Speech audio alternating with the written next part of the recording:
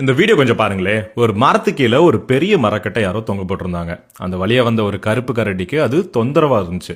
அதனால லேசா அதை தட்டுச்சு. மரக்கட்டை திரும்பி வந்து அதோட தோளில் மோதுது. அந்த ஒரு சின்ன அடி கரடியை கோபப்படுத்துது. என்னே திரும்பி அடிக்கிறியான்னு இப்ப பலமா தாக்குது. மரக்கட்டை உயரமா போய் இன்னும் வேகமா திரும்பி வந்து கரடின் மேல மோதுது. இந்த தடவை வலி அதிகம், ஆனால் கரடியோட கோபம் அதை விட அதிகம்.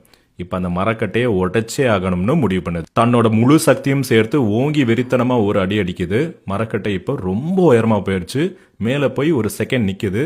அடுத்த செகண்ட் முழு வேகத்தோட திரும்பி வந்து நேரா கரடியோட தலையை மோதுது. ஒரே அடியில் கரடி பரிதாபமாக இருந்து போகிறது.